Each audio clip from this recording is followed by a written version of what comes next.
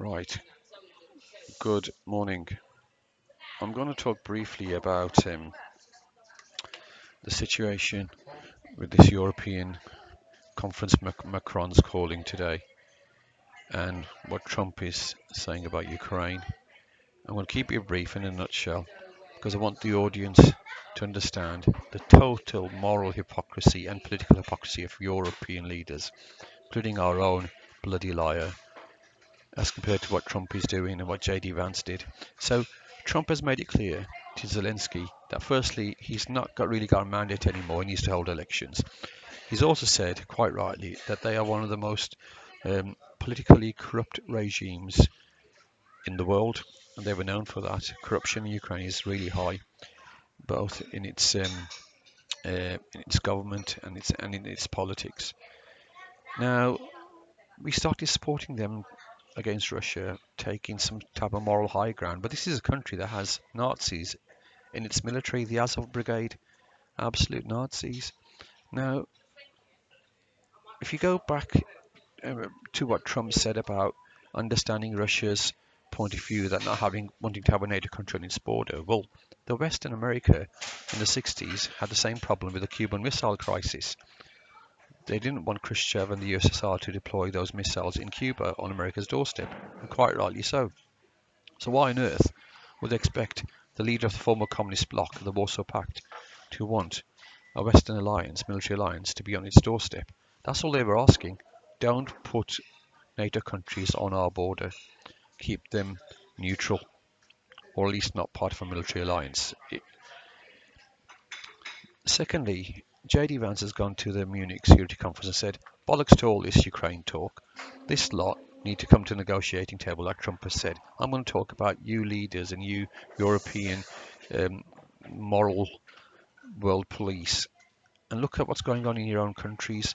At least when we came to power in the US, we came on a platform and we're doing from day one what we promised to do, signing those executive orders, rounding up illegal migrants, criminals, trying to, fulfill the moral and political duty of any government, which the primary duty is to protect its citizens. That's what they're doing. What are we doing here? Sweet FA.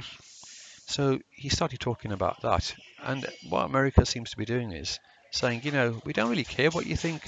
We're going to take the moral high ground, the political moral high ground, and do the right thing. And we're going to talk about issues that actually matter to the people, not what you lot think matters to the people, what actually does matter to the people.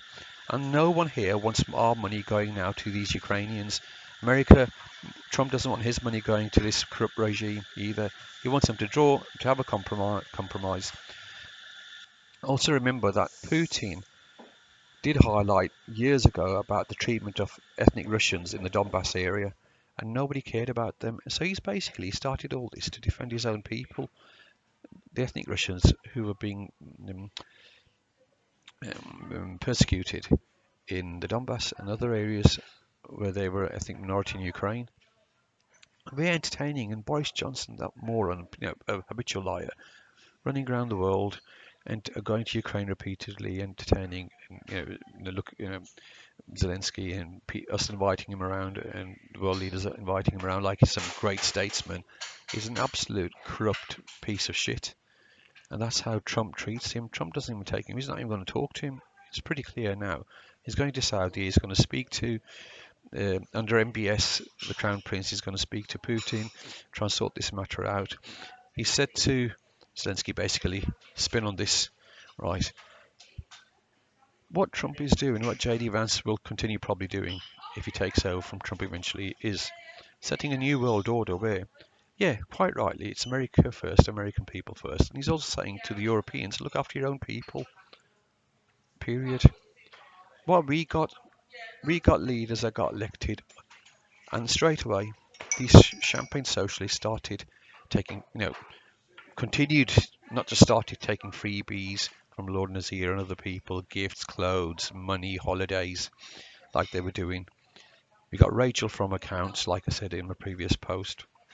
You got Angela Rayner, bloody care worker union rep as a deputy prime minister, all of them partying, going on trips, penthouses in New York, like Angela Rayner and her boyfriend went there, selling a council house for profit. All that shit going on, yeah. And Then they say to us lot, you lot remain poor because we're socialists. We need someone to be socialist for. And we're not having that. Think about it.